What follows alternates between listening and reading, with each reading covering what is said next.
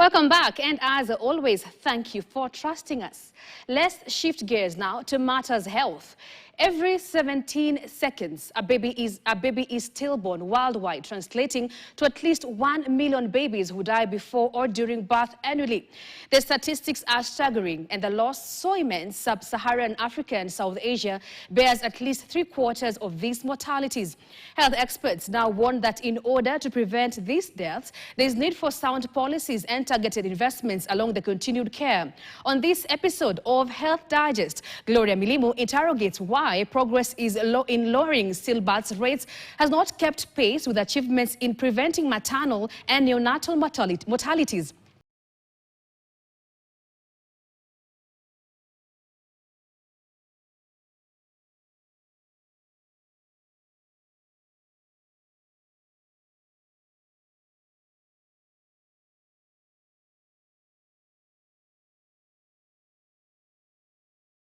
Stillbirths remain a critical global health problem. Behind every stillborn baby is a broken mother who will never swaddle their bundle of joy or even watch them grow to hit the critical developmental milestones. It's a family shattered by an abrupt loss, a future cut short, and even more disturbing, a reflection of critical health systems failure. Every day, over 5,000 babies are stillborn. 2 out of 5 of these deaths occur during labor, most of which are preventable with high-quality maternity care.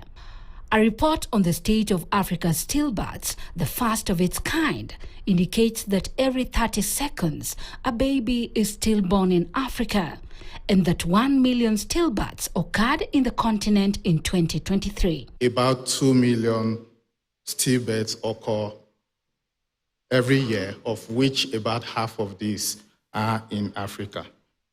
Yet for so long, these deaths have remained invisible in our policies, in our investments, and in our accountability. We must ensure that stillbirth is counted in the data system, tracked in national and global targets, financed and prioritized within maternal newborn health strategies.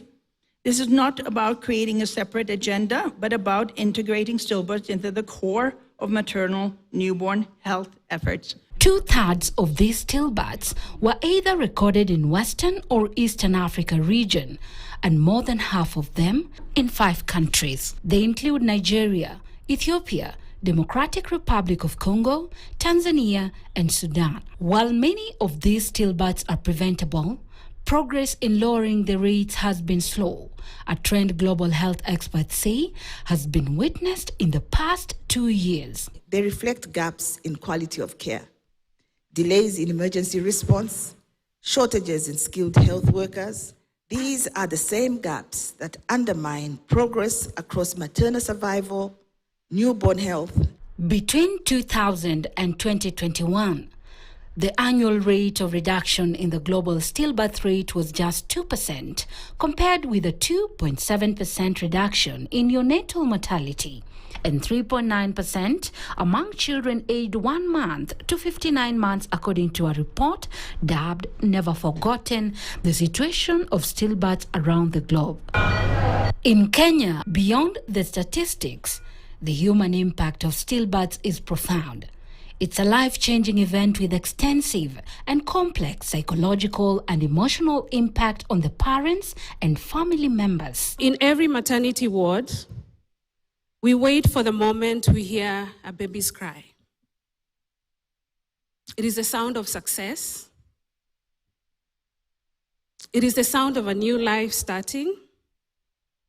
But sadly for me and for millions of parents across this continent, the loudest sound I've ever heard was the complete silence of a room where a crowd should have been. While nothing can prevent the pain and grief of having a stillborn baby, the availability of person-centered care and psychological support may help reduce the severity, magnitude, and the duration of the emotional toll on the parents and family.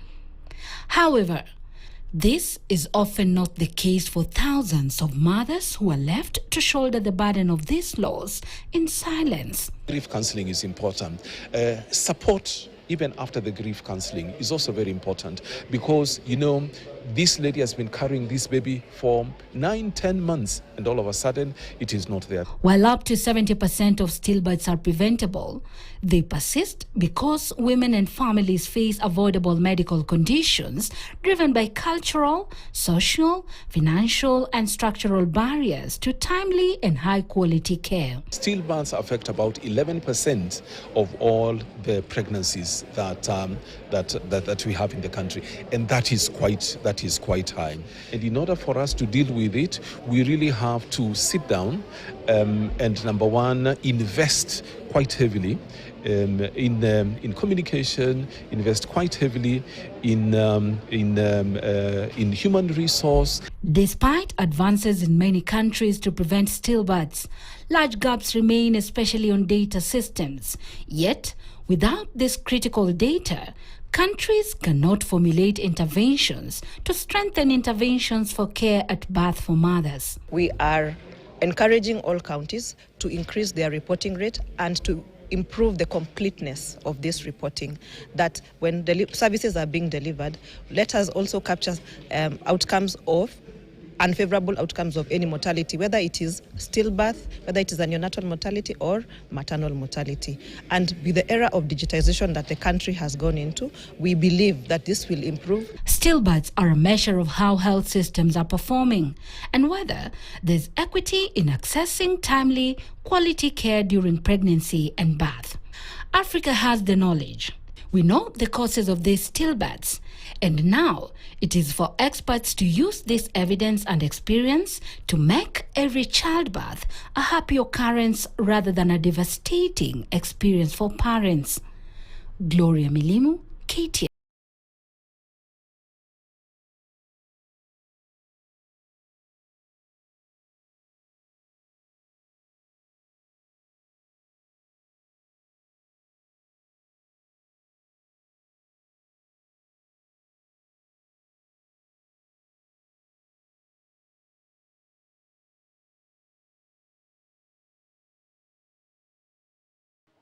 Right, thank you, Gloria, for that informative story.